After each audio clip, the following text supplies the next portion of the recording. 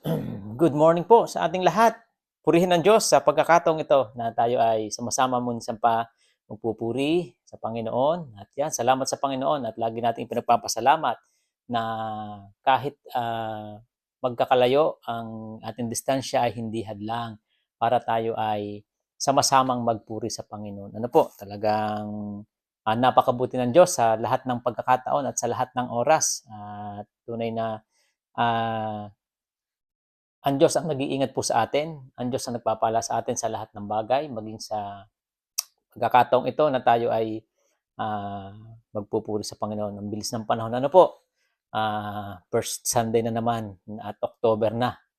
Maya-maya ay December na at ganun kabilis ang panahon. Kaya napakahalaga po ng ating pag-aaralan ngayon sa umagang ito at ito ay magbibigay sa atin ng maraming katotohanan. Ano po, sana ay maging pagpapala ang pagbabahagi po sa inyo ng salita ng Panginoon sa kabila ng video lamang po ito ay sana hindi maging hadlang po ito para antukin ng bawat isa, kundi bagkus ito ay maging encouragement po sa atin. Ang paraang ito ah, na maging kasanayan po natin na tayo ay magbabahagi, makikinig ng salita ng Diyos sa ganitong kaparaanan. At bago tayo magbahagi ng salita ng Panginoon, alam ko po na excited na po ang lahat. Nais ko muna magpasalamat sa Panginoon sa kanyang kabutihan, sa kanyang kadakilaan at talagang sa nakalipas na araw ng aming buhay ay patuloy po naming naranasan ang kabutihan ng Panginoon. Naranasan po namin ang katapatan ng Panginoon. Talagang 'pag talaga nagtiwala sa Panginoon, hindi po tayo bibiguin. Kaya yun po pinagpapasalamat po namin sa Panginoon. At ngayon makikita po ninyo medyo iba na ang aking view, maliit na po yung TV dahil nakalipat na po kami ng bahay at pansamantala ito po munang maliit na TV ang aming gamit at iniintay pa po yung order na medyo mas malaki para po magamit po sa ating live stream. Salamat sa Panginoon sa lahat ng provision na kanyang ibinigay at talagang hindi po madali ang makahanap po dito ng bahay. Marami po ang ikinokonsidera. Lalo tigit pagka may bata ay talagang mahirap makahanap ng bahay. Si Seron consider po sa kanila na medyo bata pa kasi yung kanyang age. Pero salamat sa Panginoon sapagkat hindi po ng Diyos yung agent ng bahay pong ito at ipinagkaloob na kami ang tumira o gumamit po dito sa kabila ng mas maraming qualified na pwedeng tumira po dito. Ito nagpapakita lamang na talagang ang Diyos ay gumagawa sa ah, aming buhay. At salamat din po sa Panginoon sa mga nanalangin sa ating mga kapatiran na sa morning devotion, nakasama ng pananalangin para ipagkaloob po ito. At salamat sa Panginoon. At medyo malayo po kami ngayon sa dati, malayo sa lahat kami, pero salamat sa Panginoon at ang Diyos ay nag-provide ng sasakyan para po sa amin. Hindi man po ito bago, hindi man kamahalan, pero sigurado po ito ay maayos po yung sasakyan. Kaya salamat po sa Panginoon sa lahat ng kanyang kabutihan at sa lahat po ng kanyang kadakilaan sa aming buhay. Sa Diyos po ang papuri at pasalamat sa lahat ng bagay. Medyo malamig po kasi dito ngayon, sira pa yung aming heater kaya medyo makapal na jacket ang aking at yung aking tenga ay naghahangin na naman kaya medyo mahirap magsalita. Pero hindi po hadlang ang lahat ng ito para tayo ay patuloy na magbahagi ng salita ng Diyos. At yan po, sa oras pong ito tayo po ay mag-aaral na po ng salita ng Panginoon. Nakahanda na po ba ang lahat? Alam kong handang-handa na po ang lahat. Kaya buksan po ang mga Biblia sa aklat po ng Mateo, chapter 24, verse 1 to 3. Yan. Mateo chapter 24, verse 1 to 3. Ito, pamilyar na po ito sa marami. At madalas itong nababasa at naririnig po natin ngayon sa social media ang mga talata po ng ating pag-aaralan. Ano po? Kaya sa oras pong ito ay magsitayo po ang lahat bilang paggalang sa pagbasa ng salita ng Panginoon. At lagi ko pong sinasabi, hindi po makakatayo at dahil pagtayo ko po ay hindi nyo na po makikita sa video. Kaya ito po ang sinasabi po sa Mateo chapter 24 verse 1 to 3. Habang si Jesus ay nakaupo sa bundok ng mga olibo, palihim siyang tinanong ng kanyang mga alagad, "Kailan po mangyayari ang mga sinabi ninyo? Ano po ang magiging palatandaan ng inyong muling pagparito at kailan ang katapusan ng mundo?" Tayo po ay manalangin. Purihin ka, Panginoon, sa iyong salita. Tunay nga, Panginoon, ang iyong salita ay katotohanan na dapat po naming malaman, katotohanan na dapat po naming paniwalaan. Dakilang Diyos, sa pag-aaral pong ito ay bigyan po kami ng karunungan, lalo tigit po, Panginoon, ang iyong tagapagsalita, pangunahan po, Panginoon, na purong katotohanan ang maihayag po sa oras pong ito na magbibigay karunungan sa mga makikinig, dakilang Diyos. Umaasa po kami, Panginoon, na sa gabay at patnubay ng banal na Espiritu, ang pag-aaral pong ito ay magiging kaunawaan po sa lahat at magiging karunungan po ng lahat. Amin, Diyos. Ikaw po ang inaasahan po namin nagagawa sa aming mga buhay. Sa iyo po namin ibinabalik ng papurit pagtitiwala ang lahat ng bagay sa pangalan ng Panginoong Hesus. Amen. Okay, purihin po ang Diyos. At yan, sa atin pong talatang binasa ay makikita po natin dito from chapter 1 ay ang ating Panginoon ay nagturo sa mga alagad sa mga bagay na mangyayari darating. Kasi sabi niya po dito sa verse 1, lumabas si Jesus sa templo, paalis na siya, nang lumapit ang mga alagad at itinuro sa kanya ang mga gusalin ng templo. Sinabi niya sa kanila, nakikita ba ninyo ang mga gusaling iyan? Tandaan ninyo, darating ang mga araw, wala na riyang matitirang bato sa ibabaw ng isa pang bato, lahat ay guguho. Kumbaga, sinabi ng Panginoon ang mga bagay na mangyayari sa hinaharap. Ano po? At matapos itong marinig ng mga alagad ay nagkaroon sila ng pagka-interes. Ano po? Matinding pagka-interes kung kailan ito mangyayari. Kasi makikita po natin dito sa ating pag-aaralan ay sa temang lamang ang may alam. Ano po? Kasi nga po ay matapos sabihin ng Panginoon ang mga bagay na mangyayari, sila ay hindi na natili lamang na pinakinggan ang kanilang narinig. Bagkus sila po ay nagkaroon ng pagtatanong po sa Panginoon. Sa tema natin lamang ang may alam, kasi sabi nga po dito, matapos ipahayag ni Jesus ang mga mangyayari na darating, ang mga alagad ay nagtanong sa kanya ng 3 tanong. Yan po, ang unang tanong, kailan mangyayari? Padalwa, ano ang palatandaan ng muling pagparito? At kailan ang katapusan ng mundo? Ibig sabihin, naintindihan nila na mayroong isang kaganapan na darating o may kaganapang darating sa hinaharap at hindi lamang ito nila basta narinig, bagkus ito ay nagkaroon sa kanila ng isang labis na pagkahalaga, kaya nais nilang maunawaan itong mabuti. Kung kailan ito mangyayari, ano ang palatandaan ng muling pagparito, at kailan ang katapusan ng mundo. At ang lahat ng ito ay sinagot ng Panginoon. Ano po? Sa mga susunod na talata. At madalas ito po ay naririnig po natin sa social media, ang talatang ito, ang Mateo chapter 24, dahil ito ay tumutukoy na po sa mga huling panahon na sinasabi po ng Biblia. At makikita rin po natin dito ay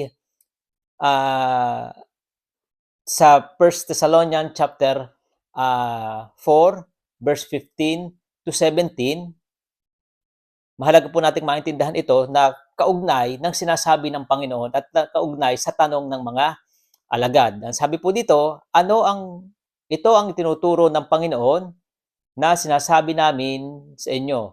Tayo mga nabubuhay pa at natitira pa hanggang sa pagparito ng Panginoon. Ito yung sabi ng mga alagad po dito na ano ang palatandaan ng muling pagparito? Ang sinasabi po dito ay ito ang itinuturo ng Panginoon na sinasabi namin sa inyo, tayong mga nabubuhay pa at natitira pa hanggang sa pagparito ng Panginoon ay hindi mauna sa mga patay, sa mga namatay.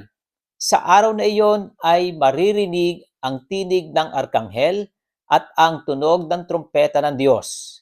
At ang Panginoon mismo ang bababa mula sa langit na sumisigaw, at ang mga namatay na sumampalataya kay Kristo ay bubuhayin muna. Pagkatapos tayo namang buhay pa at natitira ay titipunin sa alapaap kasama ang mga binuhay upang salubungin ng Panginoon sa himpapawid. Sa gayon, baka kapiling natin siya magpakailanman. Ito po yung pangyayari o mangyayari sa hinaharap na sabi nga po ay ito yung isa sa ating faith o sa ating pananampalataya na pinaniniwalaan natin na ang ating Panginoon ay muling babalik po dito. At sa pagbalik pong ito, na sinasabi po dito sa 1 Thessalonians, hindi po ito yung second coming. Kasi ang second coming po ay magre-reign ang Panginoon kasama ang mga kanyang mga ligtas o mga banal. Ito po yung bababa mismo ang Panginoon sa lupa. Ano po? At dito sa tinutukoy ng 1 Thessalonians, ito po ay yung tinatawag po natin sa ating pananampalataya na rapture. Ano po, bagaman walang salitang rapture sa Biblia, kung paano ang Trinity ay walang salitang Trinity na matatagpuan sa Biblia, ngunit ang pangyayari ng rapture ay mayroon pong kapahayagan at katotohanan. Ito po yung sinasabi. Yung rapture po, ang ibig sabihin ay harpazo, or ibig sabihin po nun ay to caught up. Ano po? Ibig sabihin ng caught up, dadagitin, kukunin, at ito po yung mangyayari sa muling pagparito ng ating Panginoon. Yung kanyang muling pagparito ay siya ay nasa alapaap lamang. At sabi nga po dito, ay hindi mauna ang mga namatay na. Sa araw na iyon ay maririnig ang tinig ng arkanghel at ang tunog ng ang trumpeta ng Diyos, at ang Panginoon mismo ang bababa mula sa langit na sumisigaw, at ang namatay na sumampalataya ay bubuhayin muna. Ibig sabihin, ang Panginoon ay nasa alapaap lamang po. Hindi siya directly na bababa sa lupa. Iintayin po niya doon ang mga ligtas. Ang mga tunay na ligtas. Sabi nga po dito, unang bubuhayin muli ang sino? Ang mga namatay na sumampalataya kay Kristo. Ibig sabihin silang maunang katagpuin ng Panginoon, at pagkatapos tayo namang mga buhay pa at natitira ay titipunin saan? Sa alapaap kasama ng mga binuhay upang salubungin ang Panginoon sa himpapawid. Ibig sabihin, nasa himpapawid lamang po ang ating Panginoon. Ito yung sinasabi ng Panginoon na kanyang pangako na siya ay muling babalik. Ano po? Muling paparito.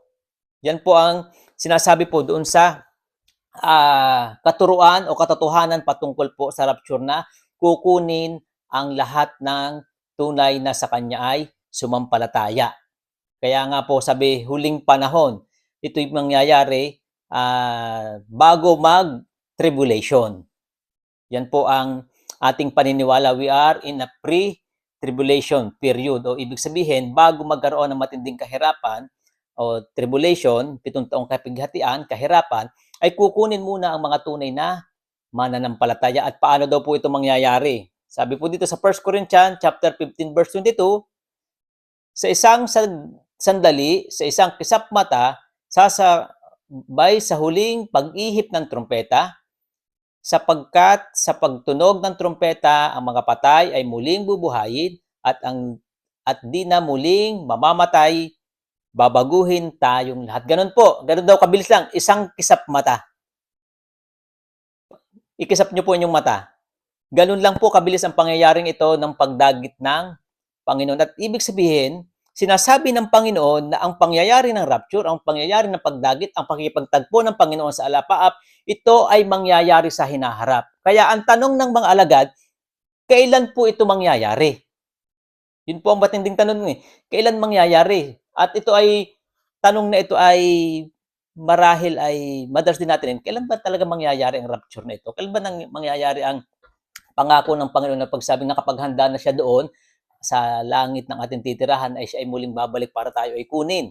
Sabi nga ay marami ng hula ang dumating, sinabi ay muling magbabalik ang Panginoon, at binibigyan pa ng mga date kung kailan. Parang year 2000, may balita dati na end of times na daw, the judgment day. Sinasabi, katapusan na daw ng mundo. Pero dito po, makikita po natin sa pangyayaring ito ay hindi ibinigay ng Panginoon ng eksaktong araw. Ano po? Pero, ang mahalaga dito, ang mga bagay na dapat malaman bago dumating ang mga kaganapang ito sa mundo ay inihayag na ng Panginoon sa pamamagitan ng Biblia. Ibig sabihin, hindi lihim o hindi malabo kung kailan ito mangyayari. Ito ay may malinaw na kapahayagan mula sa Biblia. Bago pa mangyari ang isang bagay, ay inihahayag muna ito ng Panginoon. Noong unang panahon, bago mangyari ang isang bagay, ay ang Panginoon ay gumagamit ng mga propeta para sabihin, oh, ito ang mangyayari sa darating. Ngayon naman po, sa panahon po natin, dahil wala ng mga propeta, buo ng Biblia, sa pamamagitan ng Biblia, ang lahat ng pwedeng mangyari ay nakasulat na po sa Biblia. Ibig sabihin, maging ang kaganapan sa huling panahon ay hindi lihim. Kumbaga, makikita po natin na matutukoy natin, kapag nakita natin ang mga pangyayari, ay malalaman natin na magaganap na ang isang bagay. Kaya nga po nung ang Panginoon ay nagturo, gumamit siya ng mga talinghaga at kwento na sinasabi, pagka daw makulimlim, ito ay uulan. Ano po? Pwedeng umulan. Ibig sabihin, nagpapakita na ang panahon ay nagsasabi ng sunod na mangyayari. Kaya dito po sa pag-aaral nating ito, ay bigyang kaalaman ang mga mananampalataya sa mga pangyayari sa huling mga panahon. Nang sa gayon ay hindi sila madaya at ng maling aral at manatiling handa sa pagbabalik ng Panginoon. Ito po ang layunin. Kasi maraming mga mananampalataya sa panahon po natin ngayon ang walang gaanong kaalaman patungkol sa muling pagparito ng Panginoon. Maraming mananampalataya sa panahon po natin ngayon ang walang alam patungkol sa nangyayari. Mahalaga po sa atin bilang mga mananampalataya na nalalaman natin ang mga bagay na nangyayari, sapagkat ang mga bagay na nangyayari ay may kaugnayan sa mga bagay na darating o sa mga bagay na pwedeng mangyari. Kaya nga makikita po natin dito sa ating mga pag-aaralan na ito yung mga mahalagang bagay na dapat po nating malaman at maintindihan. Kasi tingnan po natin mabuti. Mga bagay na dapat malaman ng tao sa huling panahon. Ano yung dapat nating malaman sa huling panahon? At para masabi nating malapit nang maganap ang mangyayaring ito na ang Panginoon ay muling magbabalik. Kasi sabi nga, ang iba, wala namang effect sa kanila o hindi mahalaga ang Panginoon ba magbabalik o hindi. Ano po? Kasi ang mga tao ay nabubuhay sa panahon po natin ngayon sa mga bagay na panglupa lamang. Kaya dito mahalaga po natin na maintindihan po ito. Kasi tingnan po natin, mga bagay na dapat malaman ng tao sa huling panahon. Kailan ba natin masasabing huling panahon na? Ano? Ang sabi po dito ay mga tandang pangrelihiyon. Ano ang mga palatandaan na pangrelihiyon na nagsasabing malapit nang bumalik ang Panginoon? Sa verse 5, makikita po natin, verse 5, 9 and 10 to 11, ang sabi po dito, maraming paparito sa pangalan ko at magpapanggap na sila ang Kristo at marami silang maililigaw. Pagkatapos ay kapuputan kayo dahil sa akin. Isasakdal kayo upang pahirapan at patayin. At dahil dito, maraming mga tatalikod sa kanilang pananampalataya, mapupuot sila at magtataksil sa isa't isa. Marami ang mga magpapanggap na propeta at ililigaw ang mga tao. Ito daw ang palatandaan, pangrelihiyon, na kapag ka nagsisilabasa na ang maraming, sabi nga dito, maraming paparito sa pangalan ko at magpapanggap na sila ang Kristo at marami silang maililigaw. Ibig sabihin, makikita po natin palatandaan na malapit na ang huling panahon kapag ka naglalabasan na ang mga nagpapanggap na Kristo. Kasi sa panahon po natin ngayon, laganap na po ang ganitong uri ng pagpapanggap na sinasabi na siya daw ang anak ng Diyos. Siya daw ang daan papunta sa langit.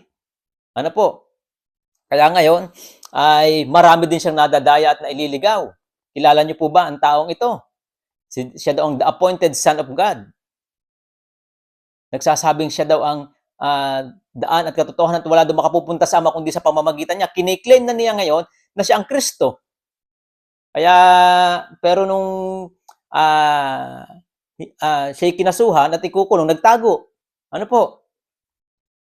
Makikita po natin na kung talaga siya Diyos, dapat hindi siya natatakot sa ganun. Dapat niyang harapin tulad ng ating Panginoon na siya ay hinarap po ito. At hindi lamang po yan. Sa maraming bansa ay makakarinig po tayo, makakakita po tayo na sila ay nagpapanggap na Kristo. Anong ibig sabihin po noon? Ito yung tandang pangrelihiyon na talagang magaganap at mangyayari na marami ang magpapakilala na sila ang Kristo at marami silang maililigaw. Tingnan po natin mabuti. Ano pong isa? Pagkatapos ay kapuputan kayo dahil sa akin, isasaktal kayo upang pahirapan at patayin. Kung titingnan po natin, sa huling panahon daw, sa pangrelihiyong usapan, maraming mga mananampalataya ang makakaranas ng hirap ng buhay, ng parusa, dahil sa kanilang pananampalataya. Ibig sabihin, ang kahirapan na kanilang pagdadaanan, mga pag-uusig na kanilang pagdadaanan ay hindi bunga ng kanilang ginagawa para sa kanilang sarili, kundi ito'y bunga ng kanilang pagpapahayag ng kanilang pananampalataya at sabi dito'y kapuputan kayo dahil sa akin. Marami magaganap ang alin po, ang mga Kristiyano ay kagagalitan, kapuputan.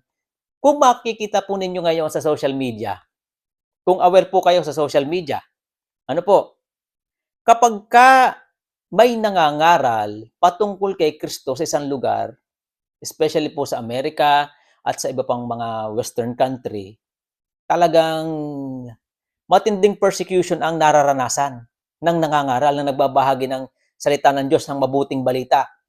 One time yung pong isa kong napanood, nagkaroon siya ng magkabila, yung nagrarally yung Pride Month, yung mga LGBTQ.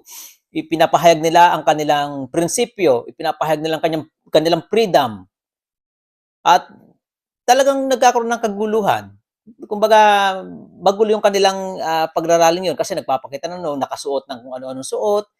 Tapos sa kabilang side ay nangangaral po yung Kristiyano. Nangangaral siya ng repentance. Pero dumating yung pulis, ang hinuhuli ay yung Kristiyano. Isipin po ninyo, wala namang ginagawa yung Kristiyano kundi nagpapahayag lamang ng salita ng Diyos. Pero sila pa po yung hinuhuli. Samantalang yung nagpo-promote at naghihikayat ng maling uri ng pamumuhay, okay lamang sa mga pulis. Ito po yung mangyayari. Observe niyo po ba sa panahon po natin ngayon?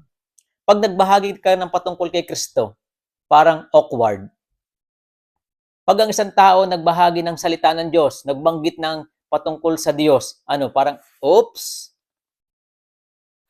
wag ka dito, wag ka dito. Na-observe niyo pa? Kaya nga, maraming mananampalataya ang nahihiya tuloy, natatakot na magbahagi ng salita ng Diyos kasi nga, merong persecution. Especially pag sa school. Observe po ninyo, pag nagbahagi ng salita ng Diyos doon, ano gagawin? Pagtatawanan, para bang hindi tugma sa kanilang, sabi nga, awkward kung tawagin. Pero pag nag-share ng mga bagay na walang kabuluhan, mga joke, mga hindi magagandang salita, okay lang para po sa mga tao. Ito po yung isang palatandaan, pangrelihiyon, na kapag nakakaranas na ng matinding pag-uusig ang mga Kristiyano. At ito po ay nangyayari na sa panahon po ngayon. Kung observe po ninyo, hindi ko lang maalala kung anong bansa yun, Indonesia yata yun, na sinunog yung bahay-sambahan po nila, worship house. Hagyan na po nilang na ito yung mahirap lamang po yung kanilang yun. Sinunog po. Maging po dito, sa UK, ito po ay Christian country. Pero ngayon ay medyo malamlam na din po ang pagiging Christianity po dito. Kaya makita po natin dito, sabi dito ganun po mangyayari. At sabi dito ay, dahil sa ganitong pangyayari at dahil dito, marami ang tatalikod sa kanilang pananampalataya at mapuput sila at magtataksil sa isa't isa. Marami ang mga magpapanggap na propeta at maililigaw ang mga tao. Dito po muna tayo sa verse 10. Dahil dito, saan dahil? Dahil marami ang magiging matindi o mahirap ang pamumuhay bilang isang Kristiyano. Sabi dito, dahil dito marami ang tatalikod sa kanilang pananampalataya. Ibig sabihin, dadami ang iiwan, tatalikuran ang kanilang pananampalataya. At nangyayari na po sa panahon po natin ngayon. ang growth ay ng church ay ang hirap ng growth, pero ang daming church ang nagsasara. Bakit po? Nangangawala na po ang mananampalataya kasi nga sila ay tumatalikod na sa kanilang pananampalataya. Ano ibig po natin sabihin? Ito'y tandang pang relihiyon. At hindi lamang po yan. Marami sa mga magpapanggap na propeta at ililigaw ang mga tao. Maraming magsisilabasa na bula ang propeta. Kasi po, ang mga propeta ay tapos na po. Kasi, kaya may propeta po nung panahong yun, sila po ang ginagamit ng Diyos para ipahayag directly ang mensahe ng Panginoon. Ano po? Kasi wala pa po ang Biblia. Dahil may Biblia na po, hindi na po kailangan ng propeta. Kaya wala na pong propeta ngayon. Ang kailangan po natin basahin ng Biblia. Kaya nga meron po ngayon tagapagturo na lamang po ng Biblia o mga pastor kasi sila yung mas nakakaintindi, nakakaunawa, pero wala nang bagong revelasyon sapagkat lahat ng dapat malaman ay nasa Biblia na. Ito yung tinatawag na tandang pang relihiyon. Observe niyo po ba? Nangyayari na po ba? Sabi pa nga po dito, ano po? Ipapangaral sa buong sanlibutan ang mabuting balita. Ito ang mabuting balitang ito patungkol sa kaharian ng Diyos upang magsilbing patotoo sa lahat ng mga bansa. At saka darating ang wakas. Yan po, ang sabi ng Panginoon. Kailangan daw may pangaral muna ang mabuting balita patungkol sa paghahari ng Diyos. Ano po? At pag na-attain na po yung tamang bilang na inaasahan ng Panginoon, ay doon pa lamang magdarating ang wakas. First time ko pong narinig itong talatang ito na sinabi, doon, itong mangyayari sa wakas, doon po ako ay nagpunta ng Malaysia. Sabi ko, ibig sabihin, ay matagal pa pala ang wakas kasi kailangan munang abutin ang kasulok-sulukan ng mundo kasi ay ang mahal ng pamasahe, paano tayo pupunta doon? Ano po? 'Di ba? Sabi ay kailangan may pangaral sa buong sanlibutan eh. Ibig sabihin sa lahat ng panig ng mundo. Pero observe niyo po ngayon, ang bilis ng pangangaral ng mabuting balita. Mag-video ka lamang, i-share mo lamang, mula sa iyong kinatatayuan, makakarating ito sa iba't ibang panig ng mundo. So ibig sabihin nangyayari na. Palatandaan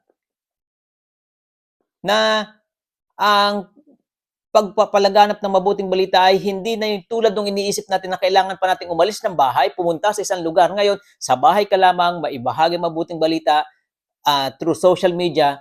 Kaya nga, ang daming lumalabas po ngayon na nagbabahagi ng mabuting balita sa social media. At makikita po natin na ang pangyayaring ito ay ito'y bahagi ng tanda sa huling panahon. Ito ay bahagi sa mga mangyayari sa huling panahon na ang pangangaral ng mabuting balita ay talagang puspusan. Kaya nga sabi ng Panginoon, tulad ng isang manganganak.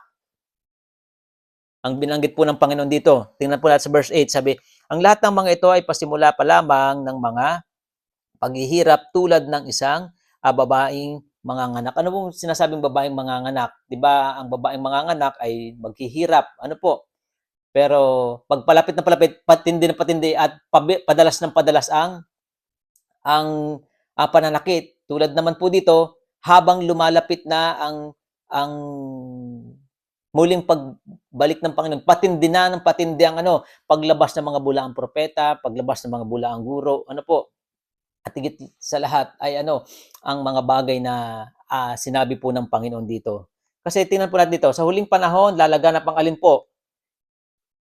Paglaganap ng mga bulaang guro at propeta.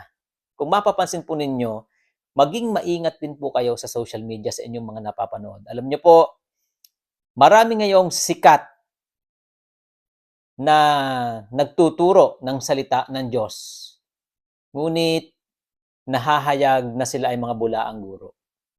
Una po, si Kibuloy. Nagsabi po siya na siya ang appointed son of God. Padalwa, si pangalan Ed Lapis. Yan po. Marami siyang naililigaw. Pero sa huling video na napanood ko sa kanya, sinasabi niya na iba ang Diyos noon sa Diyos ngayon.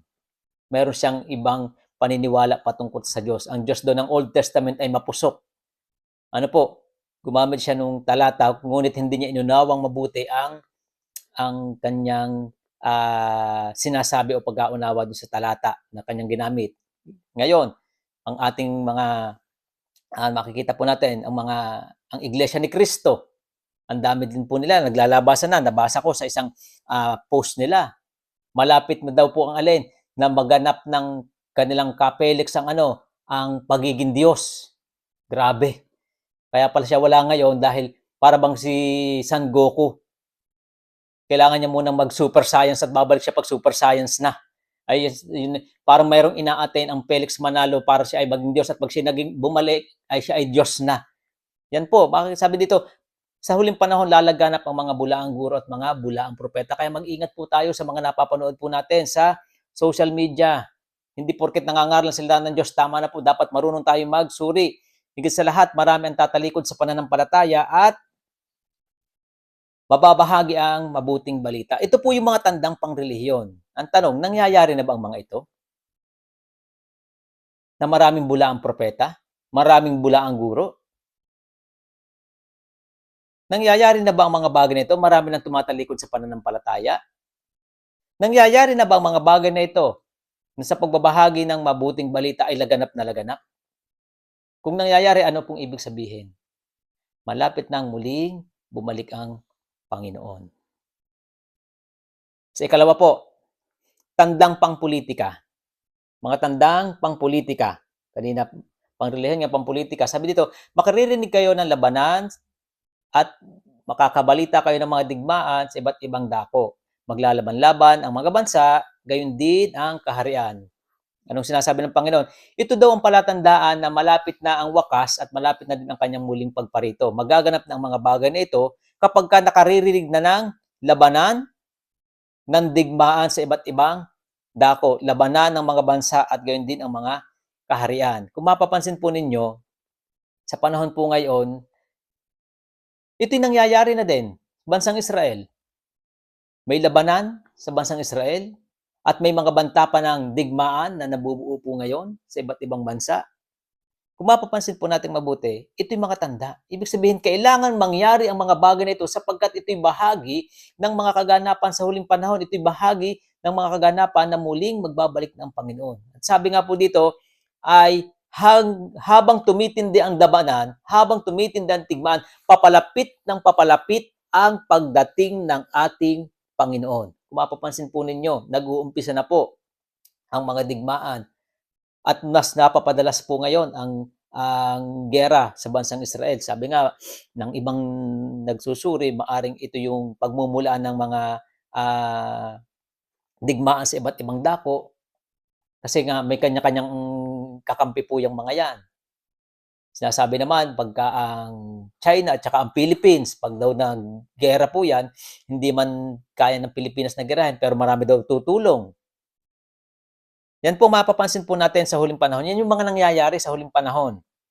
Ang sabi nga po dito ay sa Matthew 24 verse 6, and ye shall hear wars and rumors of war. May mga digmaan at mayroong mga pagbabanta ng digmaan. Yan po ang makikita po natin. Kaya kung manonood po kayo ng mga balita worldwide, ang lagi niyong makikita, maririnig din, ay yung mga digmaan. Kaya nga, kung mapapansin po ninyo ngayon, ang mga bansa ay nagpapalakasan. Lahat sila ay naghahanda ng pandigma. Kaya nga, mga nuclear weapon nila ay mga nakahanda na. Bakit? Kasi nga, mangyayari po yan eh. Sinabi ng Panginoon na magdidigmaan, maglalabanan ang mga bansa. Kaya sabi po dito, sa huling panahon, lalaganap ang alin po? Awayan ng mga bansa.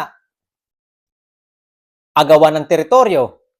Kaya minsan, maiisip po natin, ito bang nangyayari sa Pilipinas at China? Ito ba'y konektado na sa huling panahon? Awayan ng teritoryo? Agawan ng teritoryo? Maari po na ito'y konektado na. Agawan ng kapangyarihan. Kung mapapansin po ninyo, talagang sakupan, nagpapalakasan. Tigit sa lahat, kaguluhan pang politika. Ang mga ito ba ay nangyayari na? Di ba nangyayari na po? At mula noon, nangyayari naman ang mga bagay nito. Ngayon naman, ay patindi ng patindi ang mga pangyayari na tulad ng mga ganito.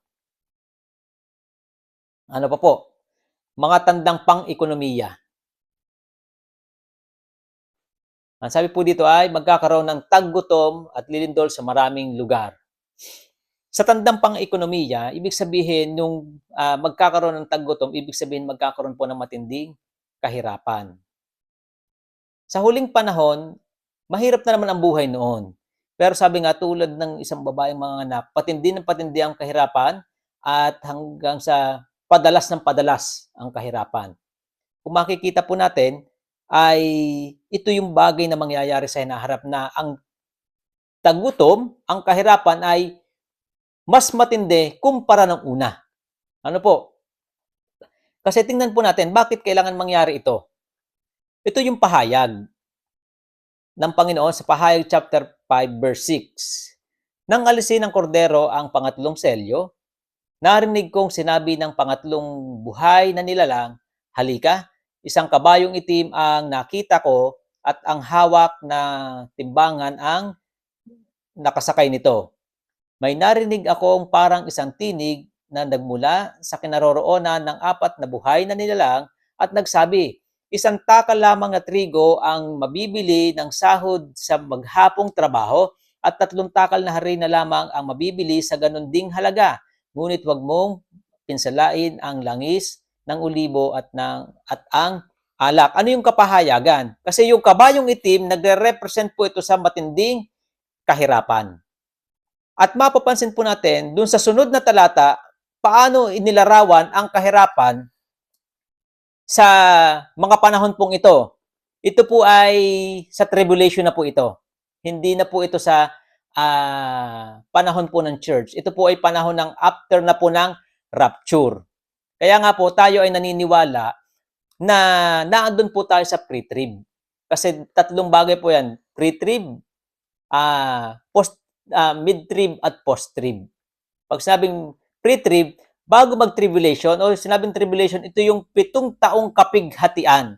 7 taong matinding kahirapan na hindi pa dinanas ng o nangyari sa mundo ang mangyayari po sa panahon ito. Ibig sabihin, napakahirap ng panahon pong ito. Kaya nga, binigyan ng Panginoon ang mga mananampalataya ng mga palatandaan para ang mananampalataya ay hindi sumapit sa ganitong pangyayari. Kung sa panahon po natin ngayon tayo nadaing na mas lalo po sa huling panahon. Balikan po natin ito. Yung pre-trib, ibig sabihin, bago mangyari matinding kahirapan, tayo ay kukunin na ng Panginoon dun sa alapaap, dadagitin sa alapaap, dun tayo kakatagpuin. At hindi natin daranasan yung matinding kahirapang ito. Ang mid-trib naman, dadanas ng kaunti. In the middle ng tribulation, doon naman darating ang Panginoon at kukunin ang mga mananampalataya. Yun po ang mid-trib na katuruan. Ang post-trib naman po, dadaanan ng buo ang tribulation. After ng tribulation, saka pakukunin ang mga sumampalataya kay Kristo. Kaya lang, ang pangako ng Diyos sa atin na hindi tayo para pahirapan. Kaya nga, naniniwala tayo sa katotohanan na sinasabi ng Biblia na before tribulation ay tayo ay kukunin na ng Panginoon upang hindi natin maranasan ang pangyayaring ito. Kaya nakakaawa ang taong maiiwan pagdating po sa panahon pong ito. Amen po mga kapatid. Nakakaawa po kasi matinding kahirapan. Kung dadaing na po tayo sa panahon natin ngayon, mas dadaing pa po sila. Kasi tingnan po ninyo kahirapan na dito. Isang takal na trigo lamang ang mabibili ng sahod sa maghapong trabaho at 3 takal na hari na lamang ang mabibili sa ganun ding halaga. Ibig sabihin, hindi magiging sapat ang kikitain sa isang araw para sa maghapong kain. Yun po yung mangyayari sa tribulation. Kaya nga, bago pa mangyari mga bagay na ito, makararanas na sa huling panahon ng matindi at patindi ng kahirapan. Observe po ninyo diyan sa Pilipinas. Ang isang araw na sweldo, halos hindi na kayang sumapat talaga sa normal na buhay. Sa maghapong kain, maghapong pangangailangan. Ibig sabihin, at darating ang panahon ito ay patindi pa ng patindi. Kasi in preparation sa future, kaya nga po ang pangyayari ngayon ay may connection sa mangyayari po sa hinaharap. Kadugsong po yan. Ano po? Yan po mangyayari sa pang-ekonomiya, talagang makakaranas ang maraming tao ng kahirapan. At higit sa lahat, sabi po dito, sa pilit ng pinatatakan ng ikalawang halimaw ang lahat ng tao sa kanilang kamay o sa noo, maging sila'y dakila o hamak, mayaman o mahirap, alipin o malaya. Walang maaring magtinda o bumili maliban sila'y may tatak ng pangalan ng halimaw o bilang ng katumbas ng pangalan niyon. Kailangan dito ang karunungan. Maaring malaman ng sinumang matalino ang kahulugan ng bilang ng halimaw sapagkat ito ay may bilang ng isang tao. Ang bilang ay 600 at 60. 6, ibig sabihin 666. Ang pagtatatak po ng 666 ay mangyayari hindi po sa panahon po natin. Mangyayari ito sa panahon po ng tribulation kasi matindi ng kahirapan at tatatakan na po ang mga tao sa pilitan. Kaya nga po, mahalaga po, sabi nga lamang ang may alam. Alam niyo po nung nag-pandemic, takot na takot ang mga taong magpaturok sa maling dahilan. 666 yan, tatak yan ng demonyo, kaya ayaw ko yan, kaya nga sa pilitan tinatatakan. Hindi pa po mangyayari yun sa panahon po natin ngayon. Kaya huwag po natin katakutan. Okay po sana kung ang ating katuwiran, ayaw kong magpaturok kasi hindi ko alam kung ano magiging epekto niyan. Kasi hindi pa sure kung ano ang gamot niyang ituturok na yan. Pero kung ang ating paniniwala ay 666 na yan, ay maling-mali po tayo.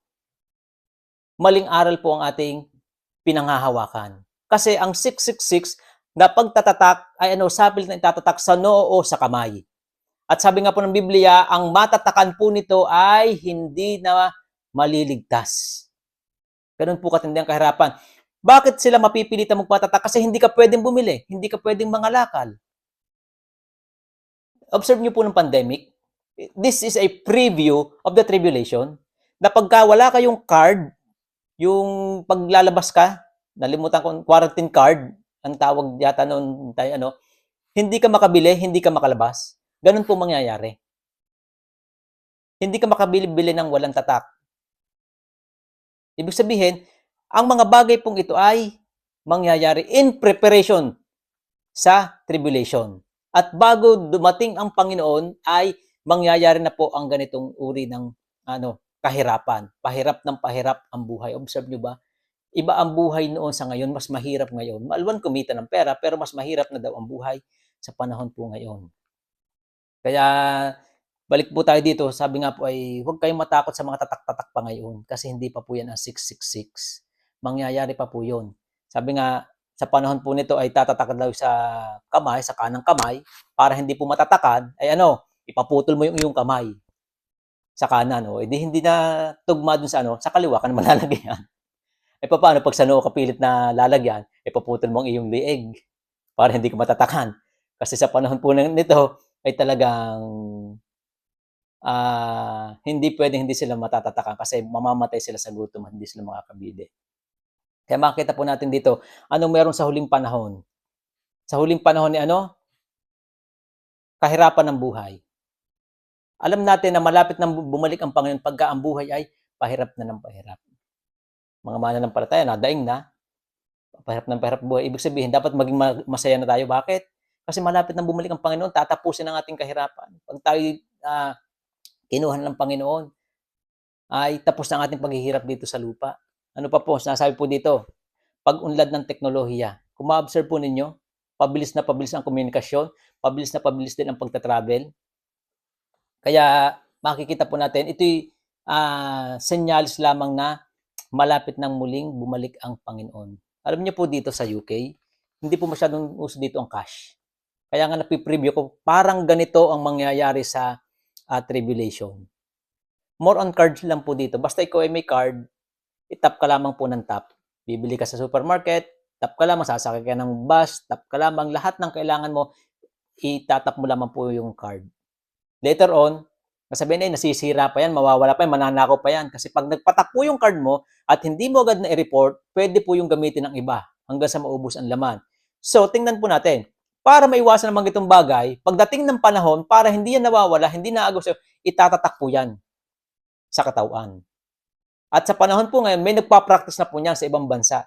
Merong isang kumpanya na tinatakan po nila ang kanilang mga empleyado, doon na pumapasok ang sweldo, doon na rin sila mimili, at doon na rin tap lamang po ng tap ng kanilang kamay pag nag-i-in and out. Ibig sabihin, preview na po yan. Kung ganito po ang nangyayari, ang teknolohiya, yung paunlad ng paunlad, ibig sabihin, palapit na ng palapit ang muling pagbabalik ng Panginoon. Amen po mga kapatid. Excited kaya tayo bilang mga mananampalataya? Kasi, tingnan po natin, tandang moral. Medyo tapusin po natin ito ha, huwag po sana tayong mainip. Ano po, mahaba naman po ang ating oras ngayong linggong ito kasi per Sunday may kainan, hindi na magugutom, hindi na iisipin kung anong kakainin pag uwi dahil may pagkain na po diyan. Ano po? Tandang moral, kasi mahalaga po matapos natin itong araling ito kasi ito may kaugnayan sa susunod po nating mga pag-aaral. Tandang moral, ano ang makikita natin sa tandang moral? Lalaganap ang kasamaan, kaya't manlalamig ang pag-ibig ng marami. Yan po ang makikita natin na palapit ang muling pagbabalik ng Panginoon kapag laganap na ang kasamaan. At sabi nga dito, kaya't manlalamig ang pag-ibig ng marami, ibig sabihin parang ang mga tao ay mawawalan ng pag-ibig. Na-observe niyo po ba? Nangyayari na po ba yung laganap ng kasamaan? Mas masama ang tao ngayon kaysa noon. Masasama na ang tao noon. Hindi po yung itsura ha, yung ugali.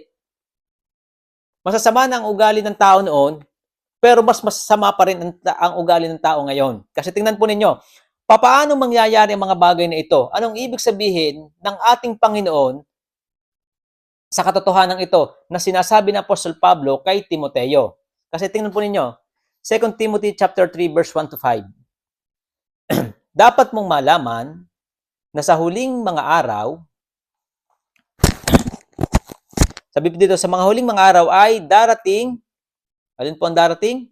Ang mga panahon ng kaguluhan. Bakit daw? Sapagkat ang mga tao ay magiging maibigin sa sarili, maibigin sa salapi, palalo, mapagmataas, mapagsamantala, suwail sa magulang, walang utang na loob at lapastangan sa Diyos. Sila'y magiging walang pagmamahal sa kapwa, walang habag, mapanirang puri, walang pagpipigil sa sarili, marahas at walang pagpapahalaga sa mabuti. Ito yung sinasabi ni Pablo kay Timoteo na sa huling panahon itong tandaan mo. Masasabing huling panahon na kapag ganito na ang moral ng tao, kapag ganito na ang asal ng tao, kapag ganito na ang ugali ng tao, anong ugali ang meron na makikita natin dito? Ang mga tayo magiging maibigin sa sarili, selfish. Nangyayari sa panahon ngayon, mga tao ay makasarili na lamang, maibigin sa salapi. Nangyayari na po ba na ang mga tao ay focus sa pera? Nangyayari na po ba ang mga tao ay palalo? Sabi nga po yung mapagmataas. Kaya nga ngayon huwag mo lang madanggili talagang magdalaban-laban. Pagalingan po ngayon ang labanan. Pagandahan ng bahay, pagandahan ng damit. Ano pa? Lahat pagandahan, pataasan talaga ngayon. Mapagsamantala. Nangyayari po ba? Ito matindi. Suwail sa magulang. Nangyayari po ba sa tahanan? Even sa tahanan ng mga mananampalataya. Maraming anak ngayon ang hindi marunong sumunod sa magulang. Sino sumusunod? Magulang na sumusunod sa anak. Nangyayari po ba? Walang utang na loob at lapastangan sa Diyos. Observe po ninyo ngayon. Gaano katindi ang paglapastangan sa Diyos. Noong unang panahon, may lapastangan sa Diyos. Pero mas matindi ngayon ang paglapastangan sa Diyos. Observe niyo po yung Olympic. Ano meron po ng Olympic? Nilapastangan po ang Diyos. Maraming pagkakataon na nilipastangan ng Diyos. Talagang lantaran ang paglapastangan sa Diyos. Yun po sa Brazil po dati, bago sila binaha, nilapastangan po din ng Diyos. Lantaran po ngayon ng paglapastangan sa Diyos. At maging sa mga comment, pag nagbabasa po ng mga video patungkol sa mga correction, mas itinataas pa nga nila si Satanas kaysa sa Diyos. Masama ang Diyos, mas mabuti pa si Satanas. Paano po ang lapastangan sa Diyos? Hindi, tingnan niyo po ang pride. Yung mga rainbow people, LGBTQ, kalapastanganan po yan sa Diyos. Dati sila ay hindi lantarang lumalabas kasi natatakot po sila sa mga tao. Pero ngayon, sila na po matatapang. Sila na ang dapat masunod. Kaya nga gumagawa sila ng batas sa Pilipinas na doon nakalakip na yung kanilang rights. Pero makikita po natin dito, lalaganap ang kalapastangan sa Diyos. Kawalang galang, kawalang pagkilala sa Diyos. Sabi nga po dito, sila'y magiging walang pagmamahal sa kapwa, walang habag, mapanirang puri. Kaya nga po usong-uso ang marites. Ano bang meron sa marites? Paninirang puri. Yan po mga kapatid. Kaya usong-uso, kaya pag sabihin, pag lumalaganap ng marites, malapit nang magbabalik ng Panginoon, ang dami ng marites. Amen po mga kapatid. Kapag nakikita nyo sa inyong mga paligid, marami ng marites, palapit na ng palapit ang pagbabalik ng Panginoon. Amen po. Walang pagpipigil sa sarili, marahas at walang pagpapahalaga sa mabuti. Sabi pa nga po dito, sila magiging mga taksil, padalos-dalos, mayabang, maibigin sa kalayawan sa halip na maibigin sa Diyos. Observe po ninyo, pag mga bagay patungkol sa Diyos, ang hirap bigyan ng time. Pero pag mga kalayawan, laging may time. Amen po. Sila anyong pagiging maka-Diyos, ngunit hindi naman makita ang kapangyarihan nito sa kanilang pamumuhay. Iwasan mo ang ganyang mga tao. Ano pa yung isang makikita po natin dito? Marami nagsasabi sa panahon pong ito na sila ay maka-Diyos. Pero hindi naman makita ang bunga ng Diyos sa kanilang buhay. Minsan, makikita po natin kung bakit maraming ayaw pumunta sa church, ayaw makibahagi sa church na mga unbeliever, ang katwiran nila, simba ng simba.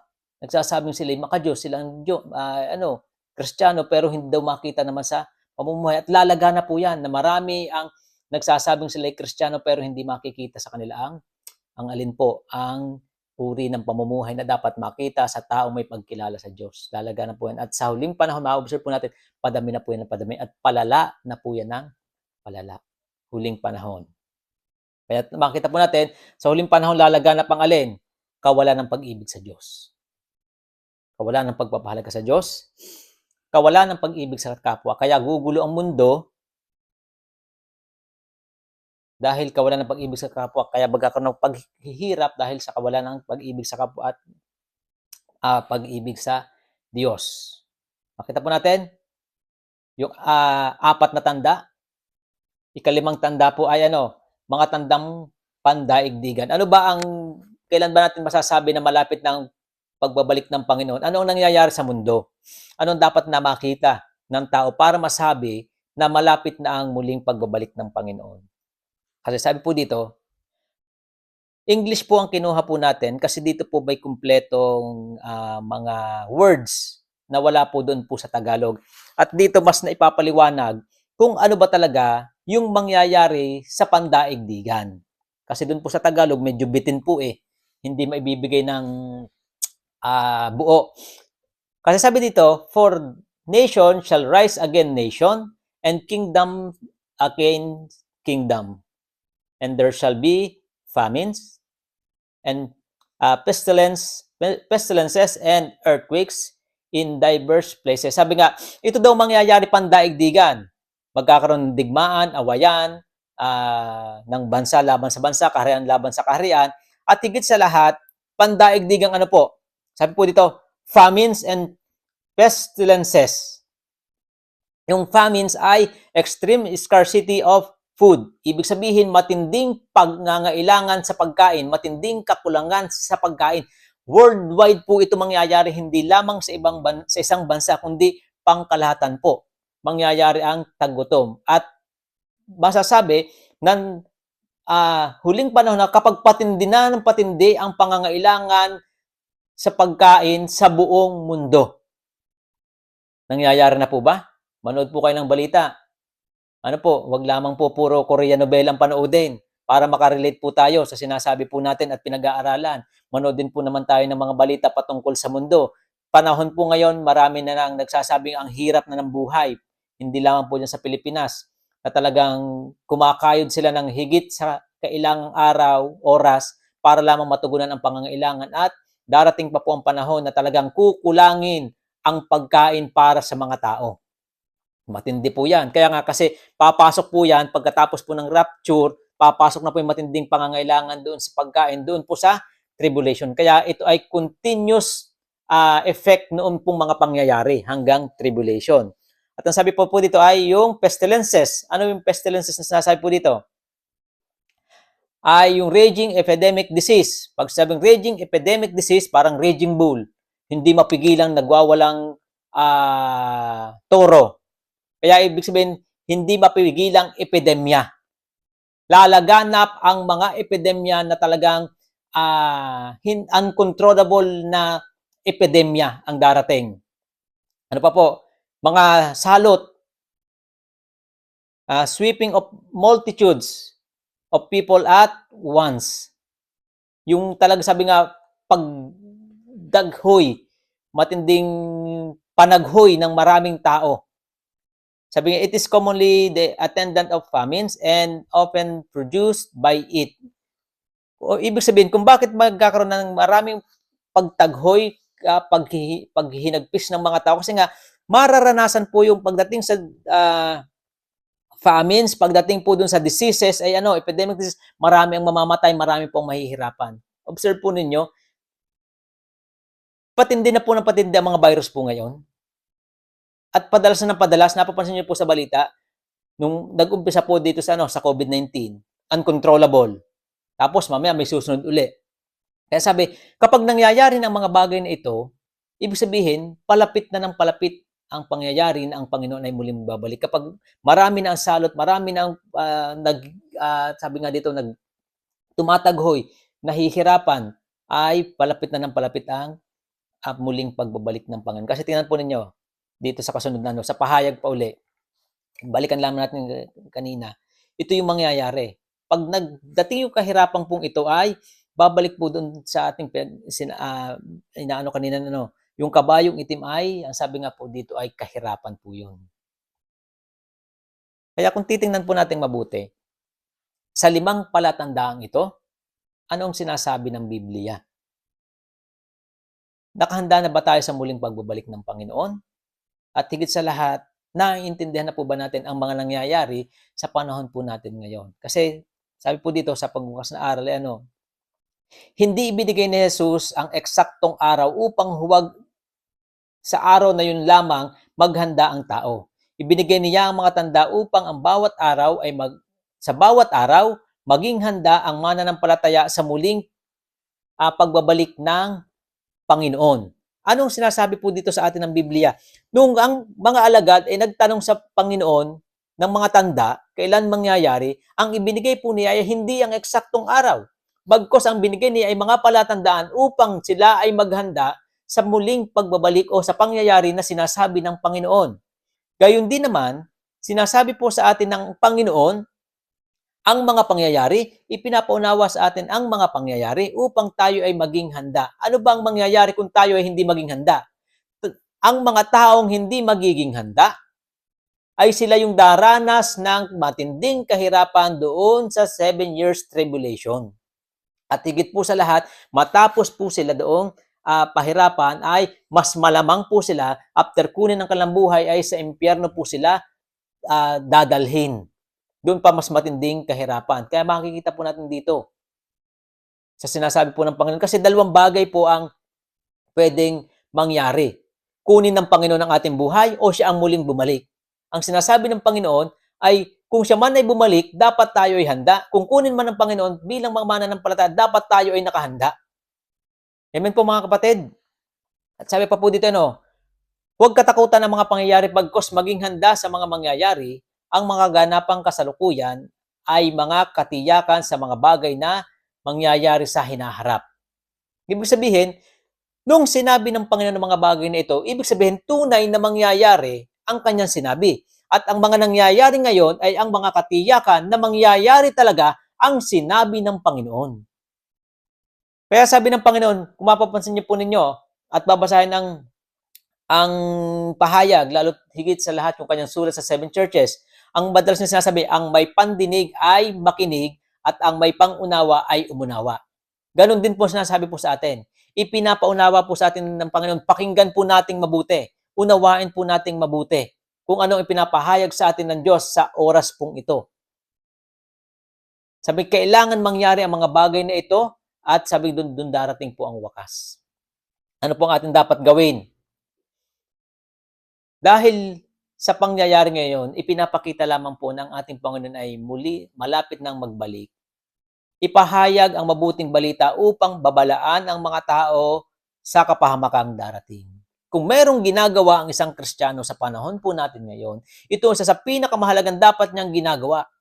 Kung siya ay naniniwala na malapit nang magbalik ang Panginoon at may kapahamakang darating sa hinaharap, hindi naman po ang tribulation, kundi ang kahirapang matindi ay ang kahirapan sa apoy ng impyerno. Dapat ang isang mananampalataya ay habang papalapit na dapat mas matindi at patindi ng patindi ang kanyang pagbabahagi ng salita ng Diyos. Bakit po? Kapag hindi ipinangaral ang mabuting balita, maraming tao ang mapapahamak. Amen po mga kapatid.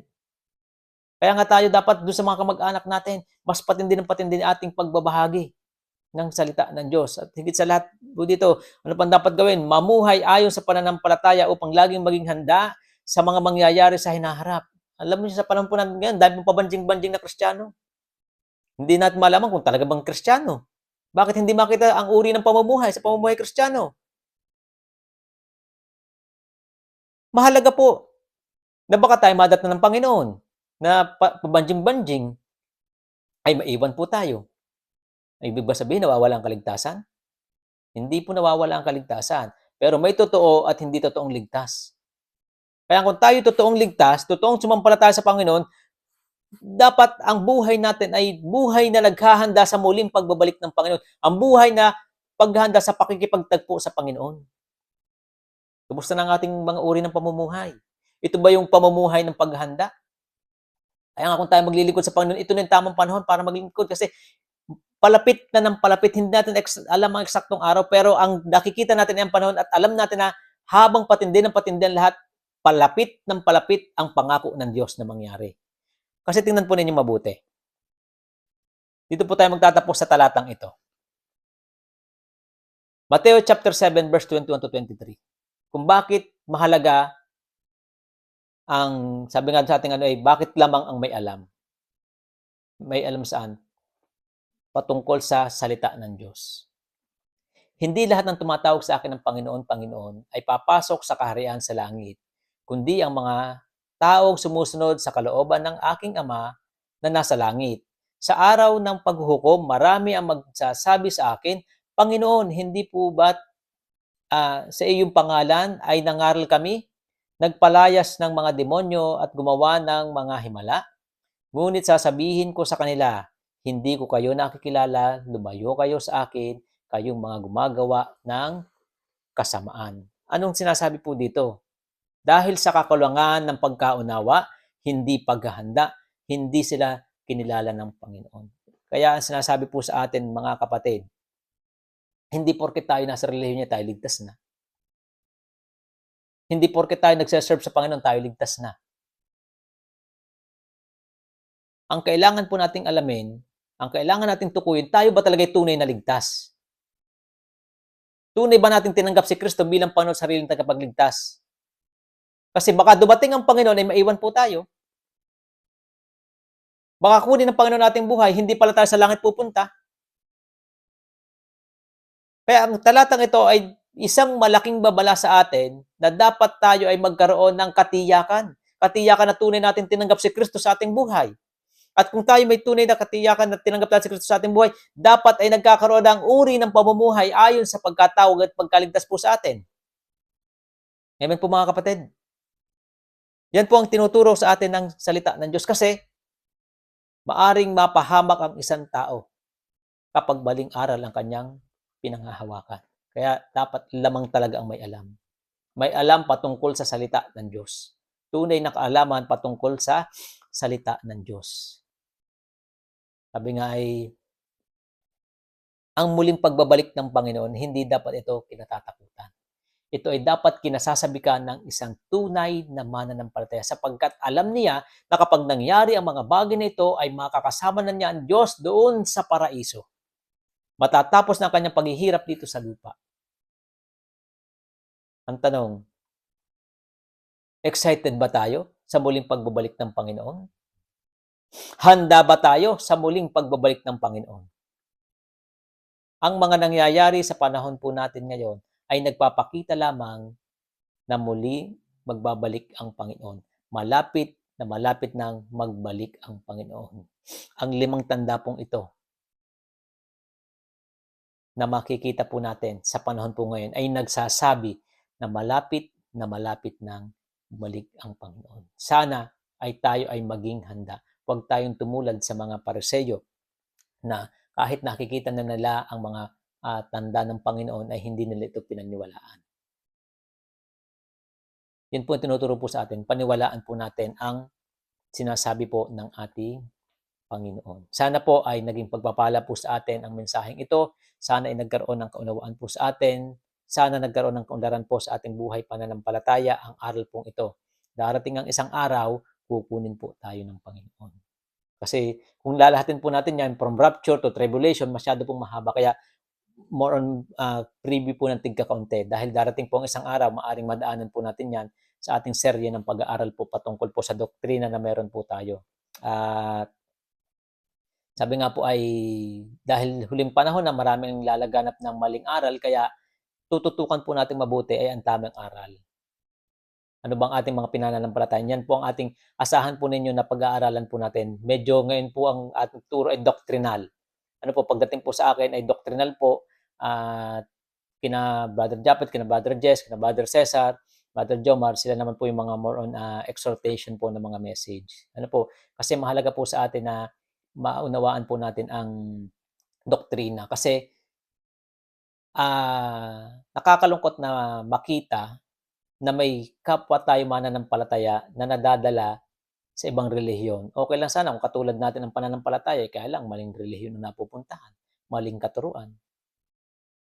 May nakita po ako sa social media, nasa baptis na, nasa tamang katuruan na, pumunta pa sa tulisan. Bakit? Kasi hindi alam ang tamang katuruan. Kaya mahalaga po na tayo ay sama-samang mag-aralan, magturuan pagdating po sa doktrina na dapat nating malaman. Kaya yan po ang mensahe po sa atin ng Panginoon na sana po ay naging magpapala po sa atin. Sana po ay nagbigay sa atin ng linaw na talagang bilang isang mananampalataya, kailangan tayo may ginagawa na. Ano po, bilang paghahanda sa muling pagbabalik ng Panginoon. Hindi na ito yung panahon na tayo ay magpatumpik-tumpik pa. Ito yung panahon na dapat na natin ginagawa, ang dapat natin gawin bilang isang mananampalataya. Mabuhay ayon sa salita ng Diyos, magbahagi ng salita ng Diyos. Kasi hindi po natin alam kung kailan. Ayan po, mensahe ng Panginoon. Sige po, tayo manalangin. Amin Diyos Ama na dakila po sa lahat. Salamat po Panginoon sa kapahayagan po ng iyong salita. Tunay nga Panginoon na hindi po namin alam kung kailan mangyayari ang mga bagay na pinahayag po sa amin. Pero isa lamang po ang malinaw. Ito ay mangyayari. At sa mga nangyayari po ngayon, ay nagpapakita lang po na malapit nang mangyari ang iyong muling pagbabalik, na kami ay iyong isasama, Panginoon, yan po sa iyong kaharian. Kaya dakilang Diyos, tulungan mo po ang mga mananampalataya, lalo tigit ang mga nakarinig po nito, na ito po yung maging katotohanan po sa amin. At pagkaroon ng paghahanda ang bawat isa po sa amin. Kung ito po yung panahon na dapat ang church ay nagkakaisa, nagtutulong-tulong na mas patindihin ang paglilingkod po sa iyo, mas patindihin ang pagbabahagi ng mabuting balita sapagkat iilang panahon na lamang po ang nalalabi po sa amin. Kapag hindi pa po namin ginampanan ang aming tungkulin, marami po ang mapapahamak. Kaya dakilang Diyos Ama na makapangyarihan sa lahat, sa iyo po namin pinagkakatiwala ang aral na ito, naway naging karunungan sa bawat isa po sa amin. Amin Diyos, sa iyo po ang kapurihan sa lahat ng bagay, sa pangalan ng Panginoong Hesus. Amen. Okay, purihin po ang Diyos at salamat po sa lahat po ng sana po ay na-bless po tayo sa ating aralan pong ito. Kaya purihin po ang Diyos. Sana po huwag kayong magsasawa na manood po sa akin. Ano po? Huwag magsasawa na makinig. Ano po? Kahit ganito pong uri ng kapamaraanan. Salamat po sa bawat isa po sa atin. God bless us all.